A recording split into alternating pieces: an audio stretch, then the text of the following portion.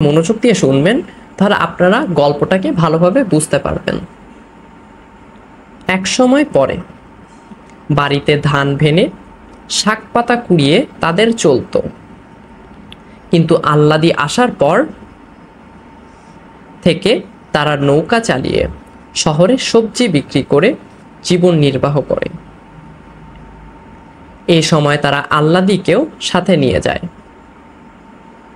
কারণ অত্যাচারী স্বামী, লালসা, উন্মত্ত, জোরদার, দারোগা ও গুন্ডা বদমাশদের কুনজর থেকে রক্ষা করতে এর বিকল্প নেই। তারা সবজি বিক্রি করে শহর থেকে ফিরলে গ্রামের কৈলস বা কৈলেশ আল্লাদির স্বামীর বদলে যাওয়া স্বভাবের প্রশংসা করে জানায় আল্লাদিকে স্বামীর বাড়ি না পাঠালে জঙ্গু মামলা করবে। মাসি পিসির মুখ চাওয়াচাই করে বলে দেয়, জেলে না হয় গেলাম কৈলাস, কিন্তু মেয়ে যদি স্বামীর কাছে যেতে না চায় খুন হবার ভয়ে। বাড়ি এসে মাসি পিসি আল্লাদিকে সান্ত্বনা দেয়, জেলে না সাহস যোগায় 2 দিন বাদে ফের আসবে জামাই।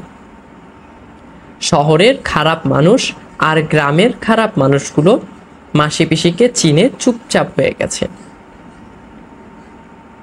কিন্তু গ্রামের জোরদার কৈলেশ হাল ছাড়েনি। সে আল্লাদিকে চায়। রান্না করতে করতে মাসি পিসি আল্লাদির সুখ দুঃখ, তার ভবিষ্যৎ নিয়ে কথা বলে।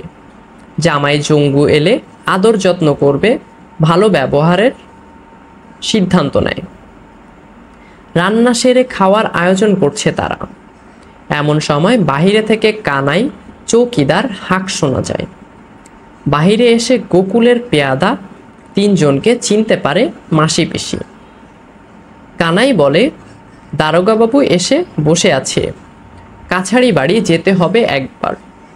সো এটাই ছিল মূলত আজকের ভিডিও। আজকের এই ভিডিওটি সকলের কাছে কেমন লাগলো কমেন্ট করে জানাবেন। দেখা হবে সকলের সাথে আবার একটা নতুন কোনো ভিডিওতে। সকলেই ভালো থাকবেন, সুস্থ থাকবেন। আল্লাহ হাফেজ।